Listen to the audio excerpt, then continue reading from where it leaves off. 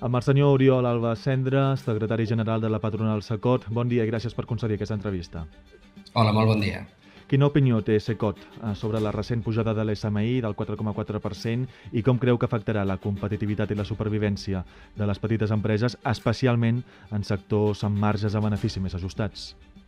Doncs la proposta de CECOT és que estem d'acord en la pujada, en l'augment del salari mínim interprofessional. El que ens preocupa és si la solidesa de l'economia, tant catalana com espanyola, això ho pot suportar de manera sostinguda.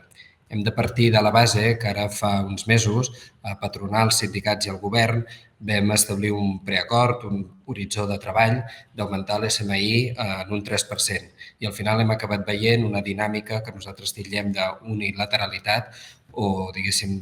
de coordinació entre la banda sindical i el govern i han acabat aplicant una pujada superior. Com els dic, diguéssim que a la major podríem estar d'acord, però ni en les formes ni en la xifra final és el que estaríem d'acord, doncs justament perquè creiem que, per exemple, els hi puc donar la xifra que des de l'any 2018 l'SMI ha pujat un 60% i vostès poden comprendre, i tota l'audiència que ens escolta pot entendre que els beneficis, les facturacions i els resultats de les empreses no han augmentat en la mateixa mesura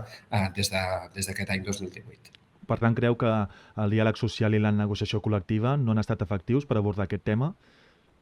Doncs diguéssim que ara el que venim detectant és una dinàmica pròpia d'aquest ministeri, el Ministeri de Treball, i que esperem que no es faci extensible a tot el govern, doncs que actua, nosaltres diem, per la porta del darrere, igual que hem vist en l'àmbit de la reducció de jornada, i saltant-se la llarga tradició i la capacitat que hem demostrat tant empresaris com treballadors a través de les patronals i els sindicats d'establir acords. I llavors, diguéssim que en comptes de deixar que aquest tipus de decisions es prenguin en l'àmbit del diàleg social i, per tant, a la capacitat, a través dels convenis laborals i de la capacitat d'arribar a acords entre patronals i sindicats, doncs, a fer aquestes modificacions substancials de l'organització del treball, doncs nosaltres denunciem que hi ha una dinàmica que titllem de porta del darrere, que és el que està fent aquest govern, doncs, aplicant mesures sense comptar amb el nostre suport. La COE i el CEPIME han demanat que l'increment del salari mínim interprofessional es vinculi amb la indexació dels preus dels contractes públics. Com podria aquesta mesura alleugerir la càrrega per les empreses i quins obstacles creu que s'haurien de superar per la seva implementació? Doncs aquí el govern hauria de fer una reflexió profunda i atendre molt bé aquesta petició.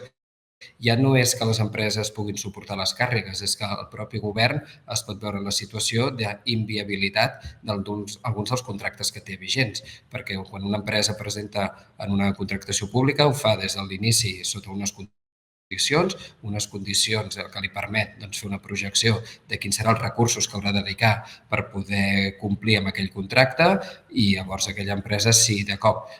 se li augmenten els costos, ja ha passat en anteriors ocasions per increments del cost de l'energia, per increments del cost de les matèries primes, que això són factors exògens que a vegades no es poden controlar, però en aquesta ocasió és el propi govern que està encarint i canviant les condicions, canviant les regles del joc i, per tant, el govern, a través d'aquesta mesura, si no compensa o no permet una modificació, doncs pot fer que aquests propis contractes quedin inviables. Actualment també es debat sobre la reducció de la jornada laboral. Creu vostè que és possible adoptar un enfocament conjunt per negociar alhora l'augment del salari mínim interprofessional i la reducció de la jornada, de manera que es minimitzi l'impacte en els costos laborals? El que nosaltres demanem és que, com deia abans, que aquest tipus de decisions tornin al seu espai natural, que és l'espai del diàleg social, i que el govern sigui, en aquest cas, una de les parts de la presa de decisions, però que no s'actuï de manera unilateral. Al cap i a la fi, per sobre de tot, a la major, el que hem de fer tots plegats és treballar per disposar d'un escenari que permeti millorar les condicions dels nostres treballadors i treballadores. I això ho fem a través polítiques, de plans d'estímul, de política econòmica que permeti millorar la competitivitat de l'economia catalana, espanyola, que permeti millorar la productivitat de les empreses i que això ens doni una major solidesa, uns majors resultats, una major generació de riquesa i, per tant, uns millors llocs de treball. El que és insensat és intentar redistribuir aquesta riquesa abans de generar-la i no desplegar o no desenvolupar un escenari adient perquè les empreses millorin els seus resultats, que per tant permeti millorar les condicions dels treballadors. Quines mesures complementàries creu que hauria d'adoptar el govern per a compensar l'augment dels costos derivats de la pujada del salari mínim interprofessional i evitar que esdevingui un factor de desestabilització per als sectors més febles? Sí, jo voldria deixar molt clar que nosaltres la postura que estem adoptant davant de tots els partits polítics representats al Congrés dels Diputats és que els demanem que hi hagi una esmena a la totalitat i que, per tant, això torni a la taula del diàleg social. Però si vostès em pregunten quines són les mesures que podrien desplegar per millorar aquesta productivitat i, per tant, disposar d'una economia més competitiva respecte a la pèrdua de competitivitat que hem tingut respecte als nostres competidors més directes, dels nostres socis europeus, doncs aquí són moltes les opcions, des de l'àmbit de les bonificacions a la seguretat social per reduir la càrrega de la despesa laboral, també aspectes de política fiscal i exempcions, sobretot per les petites i mitjanes empreses, que són les més afectades, i sobretot tot allò que vagi tots aquests programes, incentius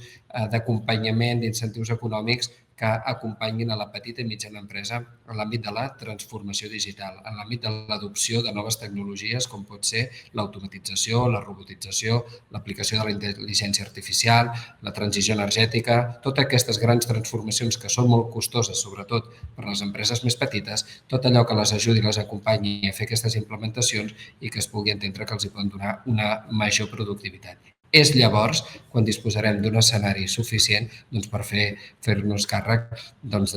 millores de les condicions dels treballadors. Al cap i a la fi, totes les empreses volen generar uns millors resultats, volen generar riquesa i serà la nostra obligació repartir-la. El que passa aquí és que estem en un escenari d'enorme caiguda de la productivitat, d'un absentisme que està desbocat, llavors intentar a